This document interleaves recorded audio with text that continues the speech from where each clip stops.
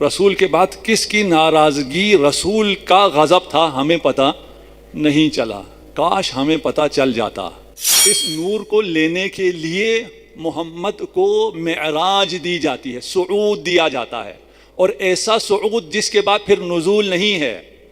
یہ نہیں ہے کہ پھر محمد وہ نور لے کے اترے ہیں، وہ محمد وہ نور لے کر مزید بلند ہوئے ہیں۔ انا اعطیناک الکوثر ما رأیت احدا، میں نے کسی کو نہیں دیکھا کلام اور حدیث میں رسول سے نزدیک، رسول جیسا زہرائے مرضیہ کے علاوہ کسی کو نہیں پایا۔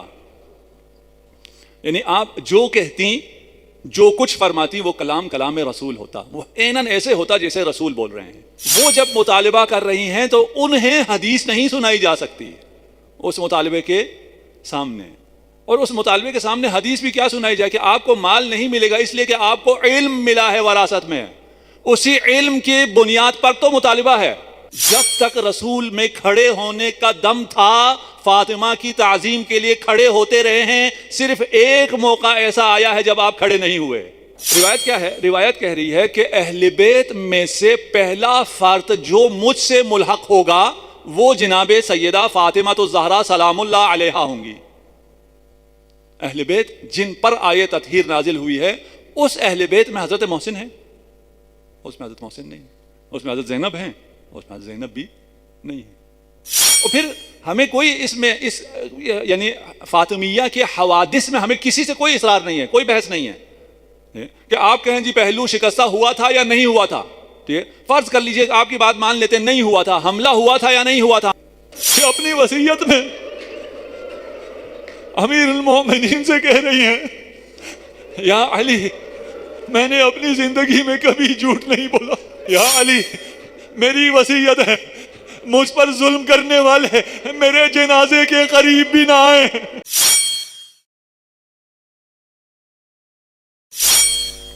جس مجلس میں گزشتہ مجلس میں ہم نے عرض کیا تھا کہ جناب سیدہ کے فضائل رسول خدا کی زبانی کمن و کیفن، تعداد اور کوالٹی کے اعتبار سے ایسے ہیں جس کا کسی کے بھی فضائل سے کوئی قیاس نہیں ہے، اور ان زبانوں پر جاری ہوئے ہیں جن کا انسان یوں تصور نہیں کر سکتا۔ ایسا بھی نہیں ہے کہ ان راویوں کو ان روایات کی سنگینی کا احساس نہ ہو، اور نہ جانے کیا کیا دیکھا اور اس میں سے کیا کیا چھپایا اور کتنا مختصر سا نقل کیا، اور وہ مختصر ابھی پوری دنیا پہ چھا چکا ہے۔ ممکن نہیں ہے اگر وہ سب کچھ ہم تک پہنچ جاتا جو رسول خدا نے فرمایا تھا، تو بھی شاید آج عالم اسلام کا نقشہ یہی ہوتا جو آج ہے، اس لیے کہ جو کچھ پہنچ گیا ہے اس میں کوئی کمی نہیں ہے، اس میں کوئی ایسی چیز رہ نہیں گئی کہ کوئی یہ کہے کہ ہمیں بات سمجھ میں نہیں آئی، کہ کون تھا رسول کے بعد کسے راضی کرنا تھا ہمیں پتہ نہیں چلا، رسول کے بعد کس کی ناراضگی رسول کا غضب تھا ہمیں پتہ نہیں چلا، کاش ہمیں پتہ چل جاتا۔ سب پتہ چل گیا ہے۔ کل کے انسان کو بھی پتہ تھا، آج کے انسان کو زیادہ پتہ چل رہا ہے۔ آج یہ چیزیں، یہ علم منظر عام پر آ رہی ہیں تو سب کے سامنے ہیں۔ جناب سیدہ کی خوشنودی کے علاوہ جناب سیدہ کو خوشنود کیے بغیر جنت کا حصول خواب ہے، ممکن ہی نہیں ہے۔ آپ کی شفاعت کے بغیر جنت کا حصول ممکن نہیں ہے۔ آپ کے غضب کے ہوتے ہوئے، مغضوب علیہم میں ہوتے ہوئے جنت کی راہ، یہ کیسے ممکن ہے؟ یہ کسی سمجھ میں بات نہیں آئی، سب کو بات سمجھ میں آئی ہوئی ہے، لیکن راہ حق ہے، قربانی مانگتا ہے۔ آپ خوش نصیب ہیں کہ آپ کو راہ حق پر رہنے کے لیے قربانی دینی پڑتی ہے، بہت بڑی نعمت ہے۔ اور میری بات جہاں تک پہنچ رہی ہے یہ سب کے لیے پیغام ہے۔ دیکھیں، قربانی تو سب نے دینی ہے، یہ زندگی عیش کے لیے نہیں ہے۔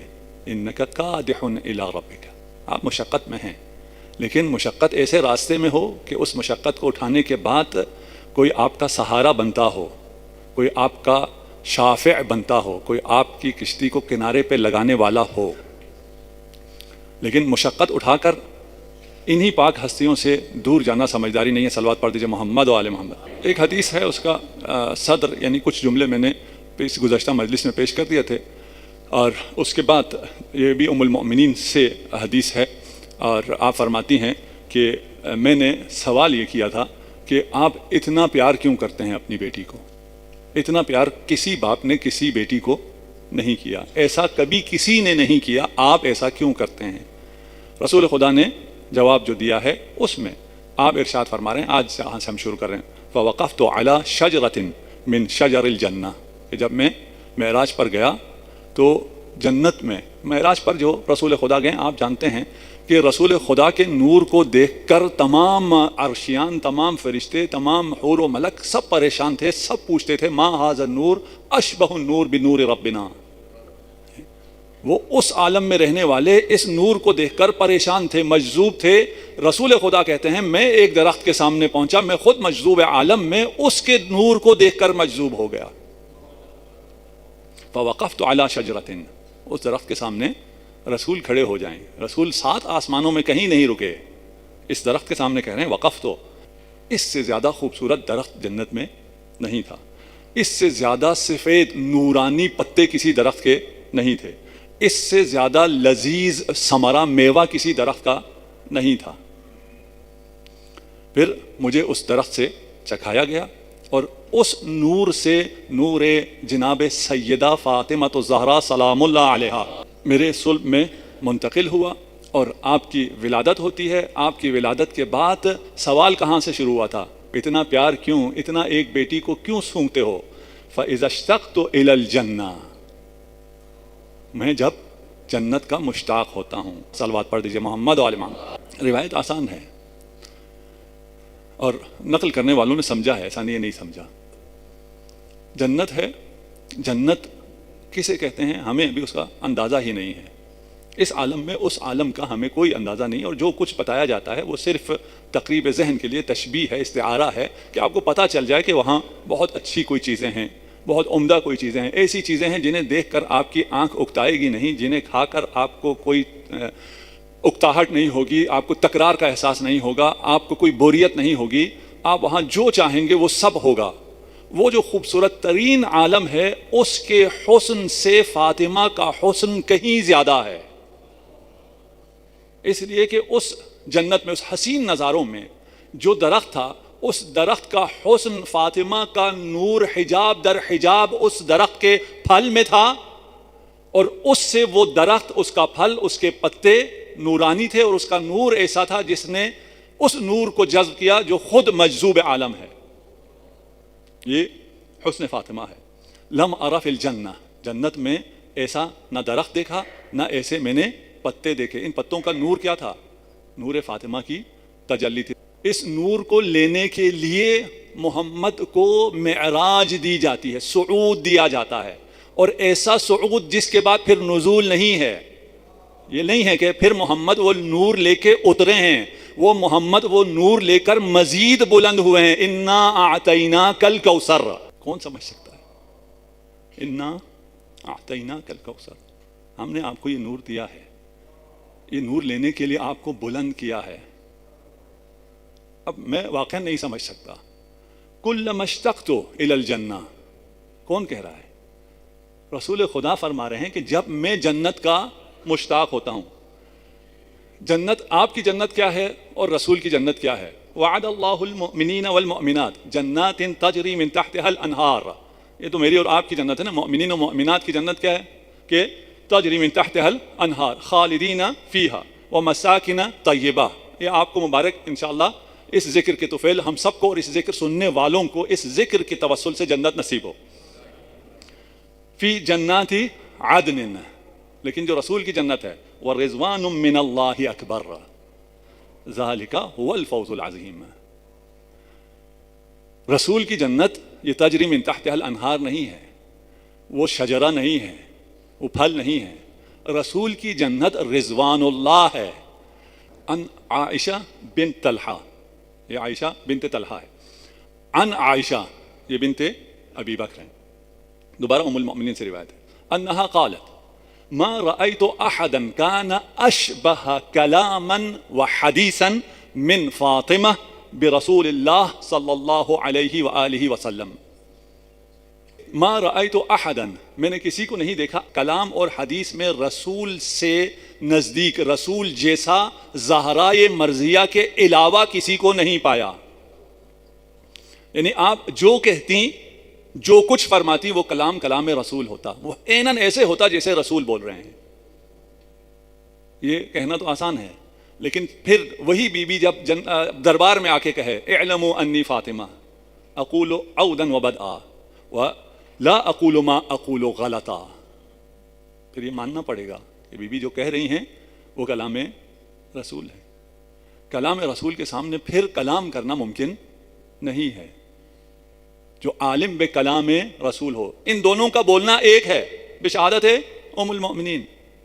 اگر ایک ہے، جو یہ بول رہی ہیں وہ حدیث ہے، سیدۃ النساء العالمین ہیں، غلط تو نہیں بول سکتی، خود کہہ رہی ہیں کہ ما اقول غلطا، میں کبھی کوئی غلط بات نہیں کر سکتی. وہ جب مطالبہ کر رہی ہیں تو انہیں حدیث نہیں سنائی جا سکتی اس مطالبے کے سامنے. اور اس مطالبے کے سامنے حدیث بھی کیا سنائی جائے کہ آپ کو مال نہیں ملے گا اس لیے کہ آپ کو علم ملا ہے وراثت میں، اسی علم کی بنیاد پر تو مطالبہ ہے. یہ تو اعتراف ہے نا، علم ارث میں علم جناب سیدہ کو ملا ہے اور کسی کو نہیں ملا ہے. یہاں بھی کہہ رہے ہیں کہ کان اشبہ کلاما وحدیثا، یہی کلام رسول ہے. یہ جو مطالبہ ہے یہ مطالبہ یہ رسول ہے. وکانت اذا دخلت علیہ رحب بها وقام الیہا فاخذ بیدها. وکانت اذا، جب کبھی بھی، یعنی ہمیشہ، ہمیشہ جب جناب سیدہ داخل ہوتی تو رسول خدا رحب بها استقبال کرتے تھے، وقام الیہا اٹھ کر بڑھ کر آپ کی طرف لپک کر آپ کا استقبال کرتے تھے. فاخذ بیدها آپ کا ہاتھ تھام لیتے، وقبل یدها آپ کے ہاتھوں کا بوسہ لیتے، واجلسها فی مجلسہ. شاید یہ میں حدیث کا یہ حصہ پڑھ چکا ہوں اس لیے میں ابھی اس کی توضیح نہیں کرتا، وإلا ساری ہماری پوری مجلس آج یہیں ہے. اگر ہم نے یہ سمجھ لیا تو ہم نے کچھ بھی سمجھ لیا. چاہے جناب سیدہ میں کہیں کوئی ایک جملہ سمجھ لیا ساری بات سمجھ میں آ جاتی ہے. کوئی ایک جملہ ایسا نہیں ہے جو کسی اور کے لیے ممکن ہو، کوئی ایک ایسا جملہ نہیں ہے. آپ کے آنے پر رسول کھڑے ہو جاتے ہوں، تمام قد کھڑے ہو جائیں، کس کے لیے ممکن ہے؟ صرف اپنی جگہ قام لہا نہیں ہے، قام الیہا ہے. آپ جب بھی آئیں، ایک دفعہ دو دفعہ نہیں، کسی دن زیادہ پیار آ گیا ہو، مشکل میں ہو، آسانی میں ہو، خوشی میں ہو، غم میں ہو، جب بھی ہو، جہاں بھی ہوں، ہر حالت میں جب بھی جناب زہرا کو دیکھیں رسول خدا تعظیماً کھڑے ہو جائیں. قام الیہا، یہ تو جب آپ تشریف لاتی تھی. جب رسول خدا تشریف لاتے، کان رسول اللہ صلی اللہ علیہ وآلہ اذا دخل علیہا رحبت به وقامت الیہ واخذت بیدہ فقبلتها. فرق کیا ہے؟ فرق ایک جملے میں ہے. وہاں اپنی مسند پر رسول لا کر جناب سیدہ کو بٹھا رہے ہیں، یہاں عیناً وہی ہے. جب جناب رسول خدا آتے ہیں تو جناب سیدہ استقبال کرتے ہیں، یہ طبیعی ہے. یہ آج بھی کوئی بھی بچی ہوگی اپنے باپ کا اسی طرح استقبال کرے گی، اسی طرح ہاتھ کا بوسہ لے گی. میں نے کہا تھا نا کہ روایت میں کہا ہے کہ کلما اذا، جب بھی جناب سیدہ تشریف لاتی تھیں تو رسول خدا یوں استقبال کرتے تھے. یہی ام المؤمنین اب ایک اور واقعہ نقل کر رہی ہیں اسی حدیث میں. فدخلت علیہ فی مرضہ الذی توفی فیہ. لیکن ایک دفعہ ایسا ہوا ہے جب جناب سیدہ آئی ہیں تو اب استقبال کا انداز تھوڑا سا بدل گیا ہے. اس مرض میں، جس مرض میں رسول خدا کی رحلت ہوئی ہے، شہادت ہوئی ہے، اس مرض میں بستر موت پر تھے رسول خدا، اور جب فاطمہ آئی فرحب بہا، ابھی بھی اسی طرح استقبال کیا ہے. وقبلها، اب قام الیہا نہیں ہے. جب تک رسول میں کھڑے ہونے کا دم تھا فاطمہ کی تعظیم کے لیے کھڑے ہوتے رہے ہیں. صرف ایک موقع ایسا آیا ہے جب آپ کھڑے نہیں ہوئے، وہ بستر مرگ ہے. جب ہم نے پہلے کہا نا کہ عربی میں ہے، بعض کو شاید عربی سمجھ میں نہ آئے اور کہنے یار عربی میں ایسا نہیں ہے، رسول خدا ہمیشہ ہر وقت. یہ اسی روایت میں جناب ام المؤمنین عائشہ فرما رہی ہیں کہ ایک وقت صرف ایسا ہوا ہے کہ زہرا آئی ہو اور رسول نہ اٹھے ہوں. فرحب بها وقبلها، جب اٹھ نہیں سکے تو اپنے سینے سے لگایا، یہاں لفظ تبدیل ہو گیا ہے. وَأَسَرَّ إِلَيْهَا، پہلے قام الیہا ہے، اب اسر الیہ. وہ بھی کتنا خوبصورت عمل ہے، بیٹی کے استقبال کے لیے لپکنا. اور یہ اس سے زیادہ خوبصورت ہے جب بیٹی کے کانوں کو اپنے ہونٹوں سے لگا کر کوئی سرگوشی فرما رہے ہیں. ام المؤمنین کہتی ہیں کہ میں نے دیکھا کہ باپ اور بیٹی میں پیار چل رہا ہے. بابا نے بیٹی سے کچھ کہا، بیٹی رو پڑی. پھر کچھ دیر بعد بابا نے کچھ کہا، بیٹی ہنس دی. اگر میں روایت کے الفاظ آپ کو سناؤں ام المؤمنین کے، فَقُلْتُ فِي نَفْسِي كُنْتُ أَحْسُبُ لِهَذِهِ الْمَرْأَ فَضْلًا. ام المؤمنین نے اس سے پہلے فاطمہ کو روتے ہوئے نہیں دیکھا. کہتی میں نے جب دیکھا نا کہ یہ ابھی روئی اور کچھ دیر بعد پھر ہنسی، میں نے اپنے دل میں کہا کہ یہ تو عام انسان نہیں تھی، عام عورت نہیں تھی، ان کا مرتبہ بہت بلند ہے، یہ عام عورتوں کی طرح کیوں روئی، کیوں ہنسی؟ پھر جا کر میں نے سوال کیا.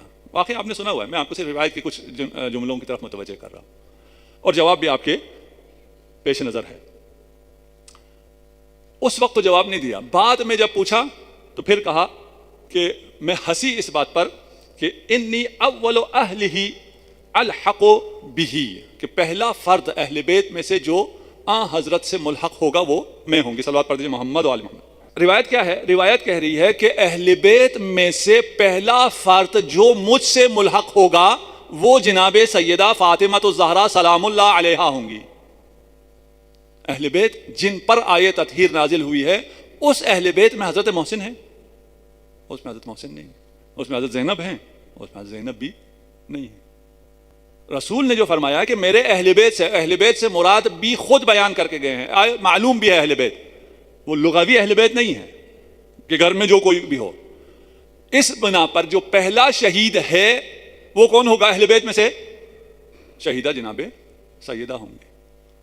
دوسرا، اس وقت جب رسول ارشاد فرما رہے تھے اس وقت حضرت محسن تھے؟ اس وقت حضرت محسن نہیں تھے. جو تھے ان میں سے بات ہو رہی ہے کہ جو ہیں ان میں سے سب سے پہلے آپ آئیں گی مجھ سے ملنے. یہ کوئی اعتراض نہیں ہے کہ جو اس کے بعد آیا. اور پھر اعتراض کرنے والے کون ہیں؟ جنہوں نے نہیں آنے دیا، جنہوں نے محسن کو دنیا میں نہیں آنے دیا، وہ کہتے ہیں. اور پھر ہمیں کوئی اس میں یعنی فاطمیہ کے حوادث میں ہمیں کسی سے کوئی اصرار نہیں ہے، کوئی بحث نہیں ہے کہ آپ کہیں جی پہلو شکستہ ہوا تھا یا نہیں ہوا تھا. ٹھیک ہے، فرض کر لیجئے آپ کی بات مان لیتے نہیں ہوا تھا، حملہ ہوا تھا یا نہیں ہوا تھا. خدا کرے کہ ہم ان لوگوں میں سے ہوں جنہیں قیامت کے دن، محشر کے دن جناب سیدہ پہچان لیں.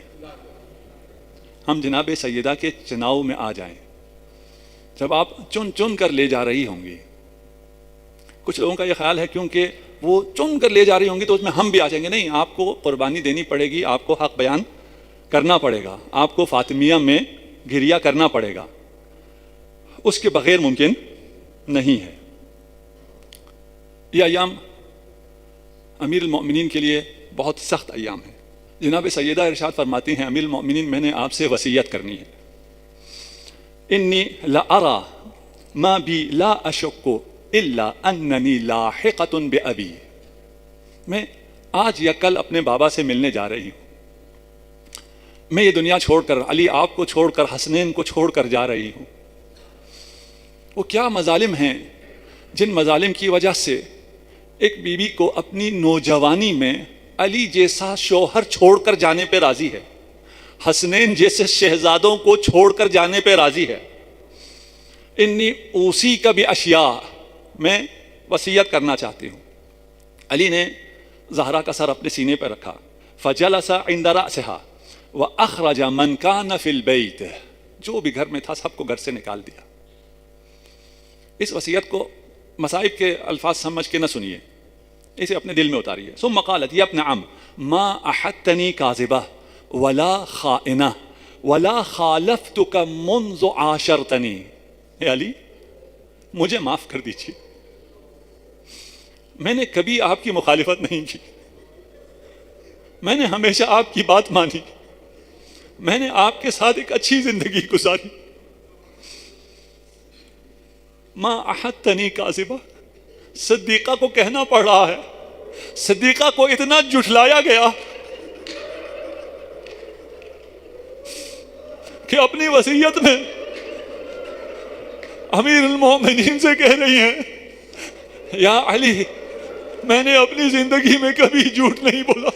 فقال معاذ اللہ. آپ برداشت نہ کر سکے. علی نے ان کلمات کو کیسے برداشت کیا ہوگا؟ علی کے دل پر کیا گزری ہوگی؟ علی ارشاد فرماتے ہیں معاذ اللہ انت اعلم باللہ. اس سے بڑا جملہ خدا کی قسم تاریخ میں کسی نے نہیں کہا.